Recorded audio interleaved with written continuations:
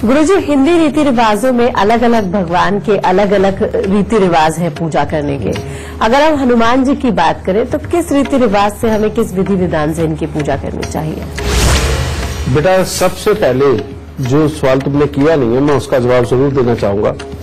ये जो पूजा है हनुमान जी की, ये सिर्फ और सिर्फ आदमियों के लिए है, मर्दों के लिए है। कोई भी औरत किसी भी रूप में, कई औरतें कहती है भाई के रूप में, कोई कहती नहीं हम पिता के रूप में मानते हैं, कोई कहती है कि नहीं हम बच्चे के रूप में मानते हैं।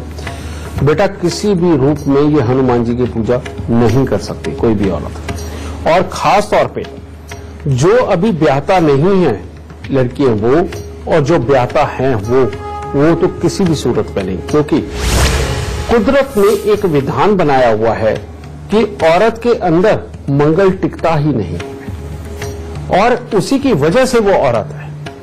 और अगर कहीं मंगल की पूजा, उसके मंत्र का उच्चारण ये शुरू कर दिया जाए तो बेटा औरत के लिए ये बहुत घातक हो जाता है, गृहस्थी के सुखों के लिए। जो भी औरत हनुमान जी की पूजा करती है उसको अपने पति के सुख से संबंधित और पैसे के सुख से संबंधित, कलेश और बीमारी से संबंधित उसको अपने घर के अंदर बहुत ही तकलीफों का सामना करना पड़ता है। तो इसी वजह से बेटा, चाहे आपको कोई भी कहे, बहुत सारे गुरु बेटा बिना सोचे समझे किसी भी विधान को अपने भक्तों को ये बताते हैं कि हनुमान चालीसा का पाठ करो, सुंदर कांड का पाठ करो। बेटा ये बेहद गलत है, आप शास्त्र उठा करके देख लो, एक जगह कहीं पर भी औरत को पूजा का विधान हनुमान जी का नहीं दिया हुआ, समझ गए। और जो करती है उनको फिर ये तकलीफें मैंने आपको बता ही दी। रही बात मर्दों को क्या करना चाहिए, बेटा मर्द जितना ज्यादा ब्रह्मचर्य का पालन करेगा मंगल उतने ही अच्छे होंगे। और ब्रह्मचर्य का पालन करते चटपटे खाने से अगर बचेगा और मीठे का सेवन स्वयं भी करेगा और मीठा बांटेगा भी अगर, इसीलिए मंगलवार के दिन खास तौर पे बूंदी का प्रसाद, लड्डुओं का प्रसाद या जलेबी का प्रसाद या बर्फी का प्रसाद बांटने का विधान रखा गया है। और मीठा बांटना और स्वयं खाना हनुमान जी को ही प्रसन्न करने जैसा है।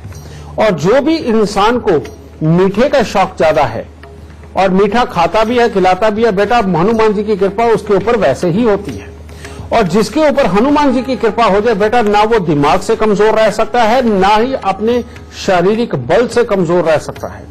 और उसके अंदर ये परमात्मा का दिया गुण ही होता है कि वो अपने परिवार को बढ़ाता भी है, चलाता भी है और धैर्य के साथ चलाता है, जिसके कारण कि उसका परिवार सदा ही उसके अनुसार चल के बेटा जिंदगी के अंदर खुशहाली पाता है।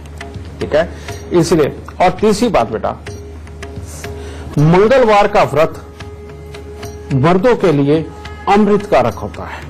अमृत कारक कैसे बेटा, मंगलवार के दिन मंगल की ऊर्जा सबसे ज्यादा होती है उस वार के अंदर, यानी कि लाल रंग की ऊर्जा।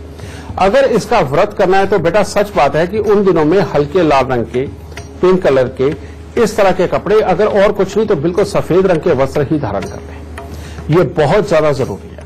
और सुबह सवेरे लाल रंग के फूल, खास तौर पे जिसके अंदर गुलाब हो या लाल कनेर हो, बेटा इनको पवन पुत्र को अर्पित करके पूजा का प्रारंभ करना चाहिए। उसके बाद दीपक जला करके बेटा इनके ऊपर चोला चढ़ाना, सिंदूर का चोला चढ़ाना, जिसमें चमेली का तेल भी जरूर हो और हनुमान जी वाला सिंदूर भी हो और चांदी का वर्क भी हो।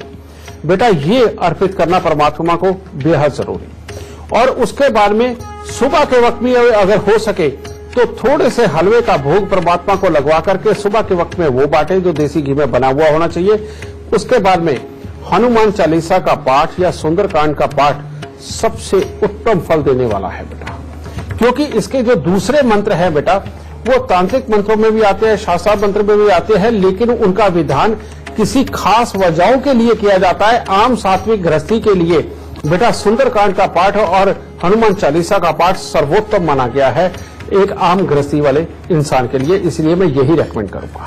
ठीक है, फिर उसके बाद में बेटा शाम के वक्त में भी, सूर्य जब अस्त हो रहा हो उस वक्त में भी आप पाठ करके परमात्मा का दीपक जला करके उस वक्त में प्रसाद का वितरण फिर करें और उस वक्त में अपना व्रत खोलें।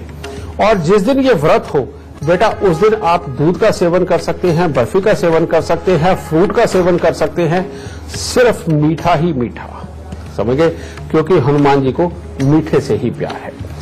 और जिन दिनों में लगातार आप व्रत कर रहे हो, मर्द खासतौर पे, मान लो आपने रखा हुआ है कि मैं 7 मंगलवार करूंगा, मैं 11 मंगलवार करूंगा, मैं 27 मंगलवार करूंगा, बेटा ये जितने मंगलवार का आपने प्रण ले लिया है उतने दिन के लिए आपको गृहस्थी से थोड़े परे रहना पड़ेगा। कहने का मतलब ये है कि अगर आप शादीशुदा है तब भी आपको ब्रह्मचर्य का पालन करना पड़ेगा। ये बात सबसे खास है। और अगर इसके अंदर आप जितनी देर का ये व्रत रख करके इतनी देर का ब्रह्मचर्य का पालन करते हैं तो आपको मनवांछित फल मिलेगा, मनवांछित फल, समझे।